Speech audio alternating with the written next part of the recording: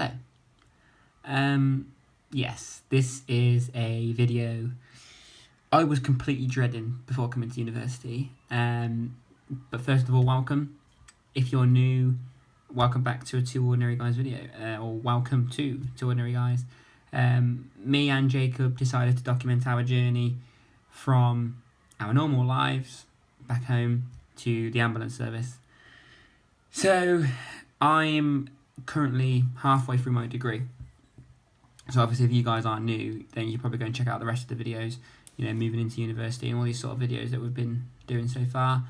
I haven't recorded as much as what I would like to do, but I think with the degree, it's kind of hard to cram in everything as well and, have a social life, doing assignments, revising, recording videos. It's, you need to kind of prioritise things. So I thought when I have some time, I'll just record, a bulk of videos and get them up. So yeah, this one was the time spell of my anatomy and physiology exam. I'm going to talk about what the exam consisted of, any tips and tips that I have for going into the exam, revising, all them sort of stuff. Just so you guys know what my university, if you're going to the University of Worcester, what topics are in the exam, what you need to revise for. Because one of the first tips I would recommend before coming to university would be to revise anatomy and physiology. If you haven't done any biology or anything before, you will kind of struggle if you don't. Well, not struggle, but you'll have to put more work in than other people would. I didn't do biology before coming to university, well, since school. So, as other people, they did A-level biology, so they found it a little easier. But the exam was very difficult. So I think when you get given your, you get your module launched, you'll be given these topics that you have to revise on. So you'd basically have a taught lecture.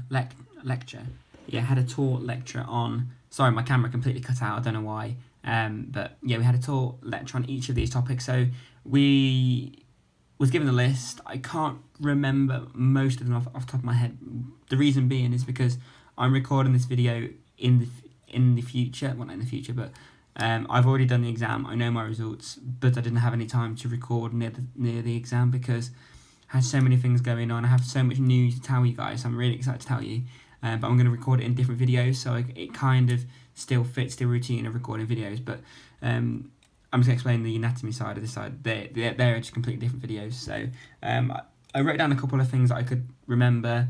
We had to do the anatomical positions in the body, organ location, immune system and the immune response, lymphatic system and digestive system, aging and genetics, homeostasis, cells and tissues, the endocrine system. There's a couple more actually as well. Microbiology, so we had to learn about the cells. And I think there might be one more. There's a couple more. So basically what we had to do, we had obviously a lecture and we took notes on them. And the lecturers at the Worcester University are amazing. They give you like a post-lecture so basically they record a lecture on the topic. So before you go into that lecture, you can have already had like a baseline knowledge of what you're going to be doing. And then when you're in there, you can sort of follow the lecture, but he or she puts on their updated one during the lecture. So it's like a more in-depth one of what you've hopefully studied post-lecture. And at the end, they put that one that they made in lecture onto Blackboard, which is like a page where you can access all your learning resources. So then you can re-go over what you've done. So I found that really good. So with all the topics I did, basically what I'd done was I set like a little folder with all the topics that I had. And then I basically just studied all the topics and then just put them in different folders. And then each night I would go over, say, the immune system and the immune response, and you start building this like collation of documents that you have, and you can revise them, which I found really helpful, and I found that really good.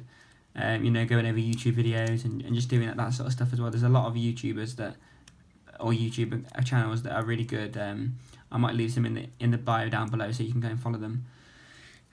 So yeah, that was what I did, and then we had a mock exam. So after you've done all your studying, I think it's for us about 3 weeks before the exam, we had a mock exam. So I think the mock exams are really good because you can kind of test where you are on the subjects of what you've done. So if you're really confident about, say, I don't know, homeostasis, and you don't do very well in the mock exam, you know that you're actually not confident on homeostasis and you need to do more work on it. I find that really good. I think I passed the mock exam with about 56%. I think you needed 40% to pass. So obviously, it was okay. I did okay, and the questions that are in there are just like generic questions that could come up in the exam. I think 2 or 3 did come up in the exam, so it was quite good. So I was kind of prepared for them. So after you've done that, you either peer assess it yourself or your lecturer marks it. Our university, you just peer assessed it yourself, and they put the mark scheme on, and you went through it as a big cohort, ticking off. So the lecturer will say, question A, this is it, and this is it because, and then you mark yours, and then you can give a little bit of feedback on each question. So I used that as like a revision technique. So after the exam, I took back the paper and went through it and just said like, oh, I need to learn on this, and this, and this. But not all the topics were in that exam. So if I could pick out something, I would probably say that put all the topics in the exam. If anyone's watching this from my university, which I highly doubt they are from a course lead, if you're watching this, then that's something I would say you could learn, update, and I think it'd be beneficial for other students going into the next year. So that was a mock exam, and then we did the exam. It's under exam conditions, very strict. In my exam, this is going to sound really disgusting, but when I get nervous, my bowels kind of play up. Going into too much detail, but I'm sorry. So during the exam, I had to leave on numerous occasions because my bowels were playing up, because I got nervous.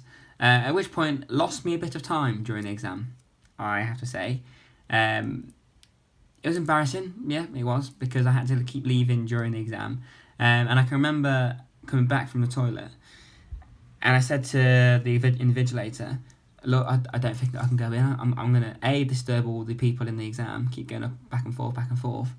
But also, I'm going to be I've lost a lot of time. I don't think I'm going to be able to catch up, and it's going to affect my grade. And she basically said that, if you do decide not to go in, that's classed as your first attempt, and you've only got next attempt to pass. So I was like, I'm going to have to go in. So I managed to finish with about 5 minutes to spare. I did rush a couple of questions because I got nervous. But I didn't go to the toilet after that. I think I went like 3 times, which is a lot of times to go in an exam. And it was not a very nice thing to do. So it was embarrassing. But my results. So after about a week and a half, 2 weeks, we got our results back. I was completely dreading it because I thought I failed. The exam was really hard. All the topics that came up during revision did come up amongst the ones that I was confident with. So all the ones I was confident with didn't, and the ones I wasn't did. Like genetics and all them sort of stuff, and genes, and all came up. I was not very confident with them at all. So I pretty much messed them up. But I got about, I can't remember the percentage, but I got a D+, which is a pass. It's a very low pass. But I think judging on and reflecting on what happened during the exam, I'm quite happy with. During the time spell of when we were supposed to revise as well, I actually lost my granddad, as you guys know. So it was a very difficult time. I applied for mitigating circumstances. So if I did fail the exam, I was actually granted with a second attempt, and I wasn't capped at any grade. So the university were very good at helping me through that situation, and the lecturers are really good. But I think during the time spell of I couldn't really revise, I wasn't in the mindset to revise, and I got a low pass. I think I'm quite proud that with the outcome of the exam as well. So I think that was good. The exam was kind of what I expected. All the questions that my tutor said would come up did come up, kind of.